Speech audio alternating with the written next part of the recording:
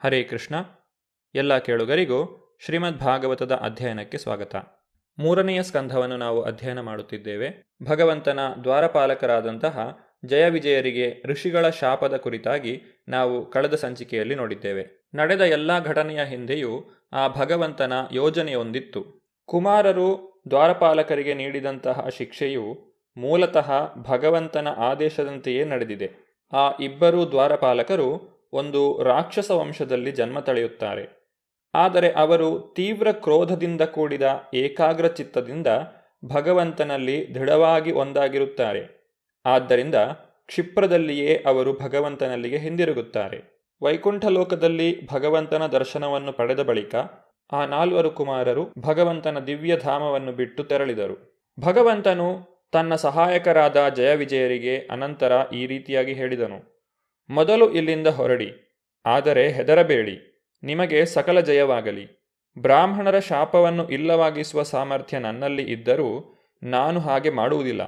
ಅದರ ಬದಲಿಗೆ ಅದಕ್ಕೆ ನನ್ನ ಒಪ್ಪಿಗೆ ಇದೆ. ಜಯವಿಜಯರು ವೈಕುಂಠದಿಂದ ನಿರ್ಗಮಿಸುವುದನ್ನು ಲಕ್ಷ್ಮೀದೇವಿಯು ಮೊದಲೇ ಭವಿಷ್ಯವನ್ನು ನುಡಿದಿದ್ದಳು. ಲಕ್ಷ್ಮೀದೇವಿಗೂ ಈ ಜಯವಿಜಯರ ಮೇಲೆ ತುಂಬ ಕೋಪವಿದ್ದಿತು. ಏಕೆಂದರೆ ಒಂದು ಸಲ ಲಕ್ಷ್ಮೀದೇವಿಯು ವೈಕುಂಠವನ್ನು ಬಿಟ್ಟು ಹೋಗಿ ಮತ್ತೆ ಹಿಂದಿರುಗುವಾಗ ಭಗವಂತನು ನಿದ್ರಿಸುತ್ತಿದ್ದುದನ್ನು ಕಂಡು ಇದೇ ಜಯವಿಜಯರು ಲಕ್ಷ್ಮೀದೇವಿಯನ್ನು ಬಾಗಿಲ ಬಳಿ ತಡೆದರು. ವೈಕುಂಠ ನಿವಾಸಿಗಳಾದ ಜಯವಿಜಯರಿಬ್ಬರಿಗೂ ಭಗವಂತನು ಈ ರೀತಿ ಆಶ್ವಾಸನೆಯನ್ನು ನೀಡಿದನು: ನೀವು ಕ್ರೋಧವನ್ನು ಉಪಯೋಗಿಸಿ ಹಠಯೋಗವನ್ನು ಅಭ್ಯಾಸ ಮಾಡಿದರೆ ಬ್ರಾಹ್ಮಣರನ್ನು ಧಿಕ್ಕರಿಸಿದ ಪಾಪದಿಂದ ಮುಕ್ತರಾಗುತ್ತೀರಿ ಮತ್ತು ಅತ್ಯಲ್ಪ ಕಾಲದಲ್ಲಿಯೇ ನನ್ನಲ್ಲಿಗೆ ಹಿಂದಿರುಗುತ್ತೀರಿ. ಬ್ರಾಹ್ಮಣರ ಶಾಪದಿಂದ ಕಾಂತಿಹೀನರಾದ, ಸೌಂದರ್ಯವನ್ನು ಕಳೆದುಕೊಂಡ, ದೇವತೆಗಳಲ್ಲಿ ಉತ್ತಮರಾದ ಆ ಇಬ್ಬರು ದ್ವಾರಪಾಲಕರು ಖಿನ್ನರಾಗಿ ಪರಮಪ್ರಭುವಿನ ಧಾಮವಾದ ವೈಕುಂಠದಿಂದ ಕೆಳಗೆ ಬಿದ್ದರು. ದೇವೋತ್ತಮ ಪರಮಪುರುಷನ ಆ ಇಬ್ಬರು ದ್ವಾರಪಾಲಕರು ಈಗ ದ್ವಿತೀಯ ಗರ್ಭವನ್ನು ಪ್ರವೇಶಿಸಿದ್ದಾರೆ. ಈ ಎಲ್ಲ ವಿಚಾರಗಳನ್ನು ಬ್ರಹ್ಮದೇವನು ಇಂದ್ರಾದಿ ದೇವತೆಗಳಿಗೆ ವಿವರಿಸಿದನು. ಈ ಇಬ್ಬರು ಅಸುರರ ಪರಾಕ್ರಮವು ದೇವತೆಗಳನ್ನು ಪ್ರಕ್ಷುಬ್ಧಗೊಳಿಸಿದೆ. ದಿತಿದೇವಿಯು ಅವಳಿ ಮಕ್ಕಳಿಗೆ ಜನ್ಮ ನೀಡಿದಳು. ಆ ಇಬ್ಬರು ದೈತ್ಯರು ಜನಿಸಿದಾಗ ಸ್ವರ್ಗಲೋಕಗಳು, ಭೂಲೋಕಗಳು ಮತ್ತು ಅಂತರಿಕ್ಷದಲ್ಲಿ ಭೀಕರವಾದ ಮತ್ತು ಅದ್ಭುತವಾದ ಹಲವು ಪ್ರಾಕೃತಿಕ ಉತ್ಪಾತಗಳು ಉಂಟಾದವು. ಜೀವಿಗಳ ಸೃಷ್ಟಿಕರ್ತ ಕಶ್ಯಪ ಪ್ರಜಾಪತಿಯು ತನ್ನ ಅವಳಿ ಮಕ್ಕಳಿಗೆ ಹೆಸರಿಟ್ಟನು. ಮೊದಲು ಹುಟ್ಟಿದವನಿಗೆ ಹಿರಣ್ಯಾಕ್ಷನೆಂದು ಹೆಸರಿಟ್ಟನು. ದ್ವಿತೀಯ ಗರ್ಭದಲ್ಲಿ ಮೊದಲು ಸೇರಿದವನಿಗೆ ಹಿರಣ್ಯಕಶಿಪು ಎಂದು ಹೆಸರಿಟ್ಟನು. ಮೊದಲ ಮಗ ಹಿರಣ್ಯಕಶಿಪುವಿಗೆ 3 ಲೋಕಗಳಲ್ಲೂ ಯಾರೊಬ್ಬನಿಂದಲೂ ಸಾವಿನ ಭಯವಿರಲಿಲ್ಲ. ಏಕೆಂದರೆ ಅವನು ಬ್ರಹ್ಮನಿಂದ ಅನುಗ್ರಹವನ್ನು ಪಡೆದಿದ್ದನು. ಈ ವರದ ಕಾರಣವಾಗಿ ಅವನು ಕೊಬ್ಬಿ ಉಬ್ಬಿದ್ದನು. 3 ಲೋಕಗಳನ್ನು ಅವನು ತನ್ನ ನಿಯಂತ್ರಣದೊಳಗೆ ತರಲು ಸಮರ್ಥನಾದನು. ಅವನ ಕಿರಿಯ ಸೋದರ ಹಿರಣ್ಯಾಕ್ಷನು ತನ್ನ ಕಾರ್ಯಗಳಿಂದ ಅಣ್ಣನನ್ನು ತೃಪ್ತಿಪಡಿಸಲು ಸದಾ ಸಿದ್ಧನಾಗಿದ್ದನು. ಹಿರಣ್ಯಾಕ್ಷನು ಹಿರಣ್ಯಕಶಿಪುವಿನ ತೃಪ್ತಿಗಾಗಿ ಯುದ್ಧೋತ್ಸಾಹದೊಂದಿಗೆ ಗದೆಯನ್ನು ಹೆಗಲಿಗೇರಿಸಿ ಬ್ರಹ್ಮಾಂಡವನ್ನೇ ಸುತ್ತಿದನು. ಹಿರಣ್ಯಾಕ್ಷನ ಕೋಪವನ್ನು ನಿಗ್ರಹಿಸುವುದು ಕಷ್ಟವಾಗಿತ್ತು. ಅವನ ಮಾನಸಿಕ ಮತ್ತು ದೈಹಿಕ ಬಲಗಳು ಹಾಗೂ ಅವನು ಪಡೆದ ವರ ಅವನನ್ನು ಅಹಂಕಾರಿಯನ್ನಾಗಿ ಮಾಡಿದ್ದವು. ಅವನು ಯಾರಿಂದಲೂ ಮರಣ ಭಯ ಹೊಂದಲಿಲ್ಲ.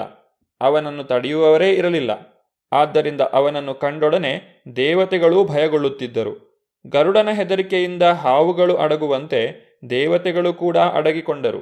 ಯುದ್ಧೋತ್ಸಾಹದಿಂದ ಚಲಿಸುತ್ತಿದ್ದಂತಹ ಹಿರಣ್ಯಾಕ್ಷನು ವರುಣನ ರಾಜಧಾನಿಯಾದ ವಿಭಾವರಿಯನ್ನು ತಲುಪಿದನು. ಅಲ್ಲಿ ವರುಣನಲ್ಲಿ ಯುದ್ಧದ ಭಿಕ್ಷೆಯನ್ನು ಬೇಡಿದನು. ಆದರೆ ವರುಣನು ಆತನೊಡನೆ ಯುದ್ಧ ಮಾಡಲು ಒಪ್ಪಲಿಲ್ಲ. ತಾನು ಈಗ ಬಹಳ ವೃದ್ಧನಾಗಿದ್ದೇನೆ, ಆದ್ದರಿಂದ ನನಗೆ ಯುದ್ಧ ಮಾಡಲು ಸಾಧ್ಯವಿಲ್ಲ ಎಂದು ವರುಣನು ಹೇಳಿದನು.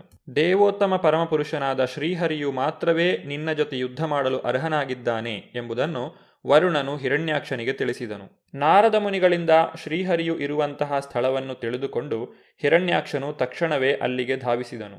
ಹಿರಣ್ಯಾಕ್ಷನು ವರಾಹಾವತಾರಿಯಾದ ಸರ್ವಶಕ್ತನಾದ ದೇವೋತ್ತಮ ಪರಮಪುರುಷನನ್ನು ನೋಡಿದನು. ವರಾಹನು ತನ್ನ ಕೋರೆದಾಡೆಯ ಮೇಲೆ ಭೂಮಿಯನ್ನು ಎತ್ತಿ ಹಿಡಿದು ತನ್ನ ಕೆಂಗಣ್ಣುಗಳಿಂದ ಹಿರಣ್ಯಾಕ್ಷನ ತೇಜಸ್ಸನ್ನು ಅಪಹರಿಸಿದನು. ಹಿರಣ್ಯಾಕ್ಷನು ಭಗವಂತನ ಜೊತೆಗೆ ಯುದ್ಧ ಮಾಡಲು ಉತ್ಸಾಹಿಯಾಗಿದ್ದನು. ಭಗವಂತನು ಭೂಮಿಯನ್ನು ತನ್ನ ಕಣ್ಣೆದುರಿಗೆ ನೀರಿನ ಮೇಲೆ ಇರಿಸಿದನು ಮತ್ತು ನೀರಿನ ಮೇಲೆ ತೇಲುವಂತಹ ಸಾಮರ್ಥ್ಯವನ್ನು ಅದಕ್ಕೆ ನೀಡಿದನು. ಶತ್ರುವು ನಿಂತು ನೋಡುತ್ತಿರುವಂತೆಯೇ ಬ್ರಹ್ಮಾಂಡದ ಸೃಷ್ಟಿಕರ್ತನಾದ ಬ್ರಹ್ಮನು ಭಗವಂತನನ್ನು ಮೆಚ್ಚಿ ಕೊಂಡಾಡಿದನು ಮತ್ತು ಇತರ ದೇವತೆಗಳು ಅವನ ಮೇಲೆ ಹೋಮಳೆಗರೆದರು. ಹಿರಣ್ಯಾಕ್ಷ ಮತ್ತು ವರಾಹದೇವರ ನಡುವೆ ಭೀಕರವಾದಂತಹ ಕಾಳಗವು ಪ್ರಾರಂಭವಾಯಿತು. ದೈತ್ಯ ಹಿರಣ್ಯಾಕ್ಷನನ್ನು ಕೂಡಲೇ ಸಂಹರಿಸುವಂತೆ ಬ್ರಹ್ಮದೇವನು ಭಗವಂತನಲ್ಲಿ ಪ್ರಾರ್ಥಿಸಿಕೊಂಡನು. ಬಹಳ ಸಮಯದವರೆಗೆ ಕಾದಾಡಿದ ನಂತರ ವರಾಹದೇವನು ಹಿರಣ್ಯಾಕ್ಷನ ಕಿವಿಯ ಮೂಲದಲ್ಲಿ ಕೈಯಿಂದ ಹೊಡೆದನು. ಆಗ ಹಿರಣ್ಯಾಕ್ಷನು ಬಿರುಗಾಳಿಯು ಕಿತ್ತೆಸೆದ ಹೆಮ್ಮರದಂತೆ ಸತ್ತು ಬಿದ್ದನು. ವರಾಹದೇವನಿಂದ ಹತನಾದಂತಹ ಹಿರಣ್ಯಾಕ್ಷನನ್ನು ಬ್ರಹ್ಮಾದಿ ದೇವತೆಗಳು ಹೊಗಳಿದರು. ಭಗವಂತನು ಭೂಮಿಯನ್ನು ಮತ್ತೆ ಅದರ ಕಕ್ಷೆಯಲ್ಲಿ ಇರಿಸಿದನು. ಸ್ವಯಂಭುವ ಮನುವಿನ ಮುಂದಿನ ಚಟುವಟಿಕೆಗಳ ಕುರಿತಾಗಿ ಶೌನಕ ಋಷಿಗಳು ಸೂತಗೋಸ್ವಾಮಿಗಳನ್ನು ಕೇಳುತ್ತಾರೆ.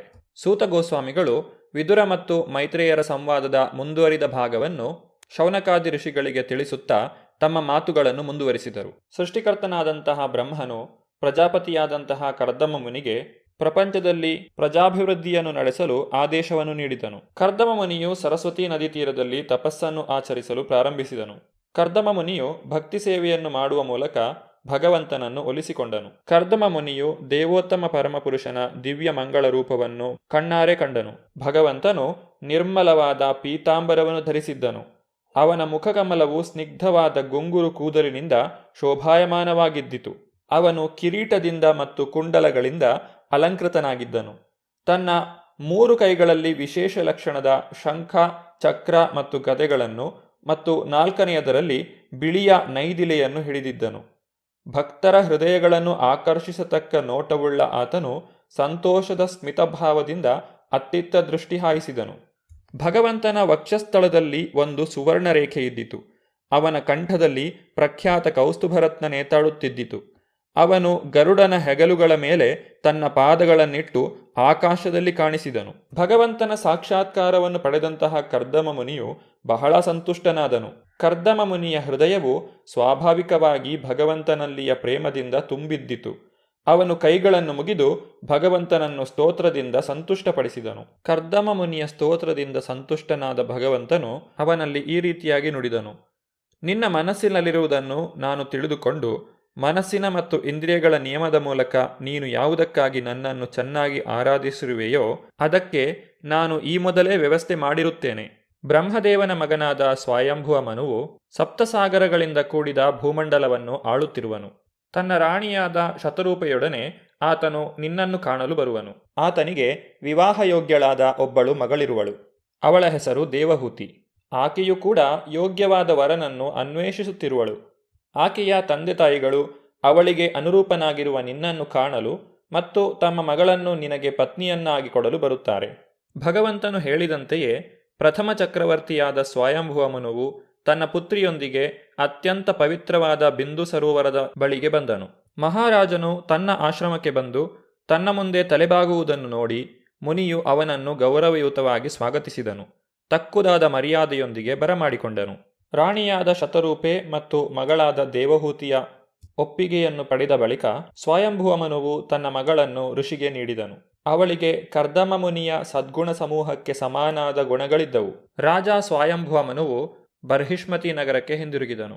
ದೇವಹೂತಿಯು ತನ್ನ ತಾಯಿ ತಂದೆಯರಿಂದ ಅಗಲಿದ ಮೇಲೆ ಪ್ರೀತಿಯಿಂದ ತನ್ನ ಪತಿಯ ಸೇವೆಯನ್ನು ಮಾಡಿದಳು. ಪತಿಗೆ ಸಂಪೂರ್ಣವಾಗಿ ಅರ್ಪಿಸಿಕೊಂಡಿದ್ದ ಮನುಪುತ್ರಿಯು ಅವನನ್ನು ದೈವಕ್ಕಿಂತ ಶ್ರೇಷ್ಠನೆಂದು ಭಾವಿಸಿ ನೋಡಿಕೊಳ್ಳುತ್ತಿದ್ದಳು.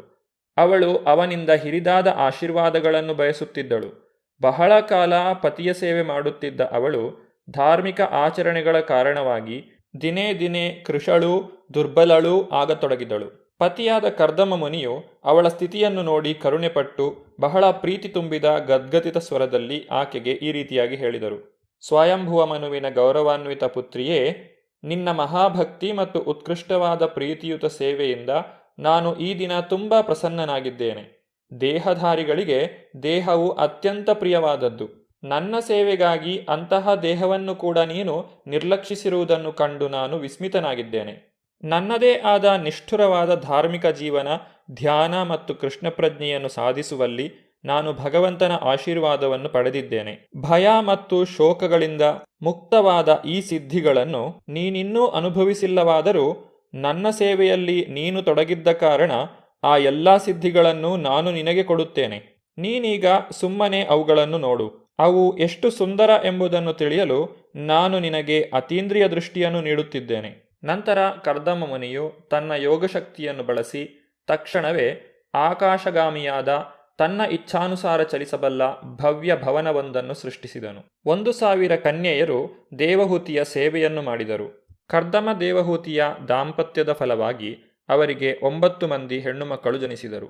10ನೆಯ ಮಗನಾಗಿ ಭಗವಂತನೇ ಸ್ವತಃ ಕಪಿಲದೇವನಾಗಿ ಅವತರಿಸಿದನು. ಭಗವಾನ್ ಕಪಿಲದೇವನ ಮಹಿಮೆಗಳ ಕುರಿತಾಗಿ ನಾವು ಮುಂದಿನ ಸಂಚಿಕೆಯಲ್ಲಿ ನೋಡೋಣ. ಧನ್ಯವಾದಗಳು. ಹರೇ ಕೃಷ್ಣ.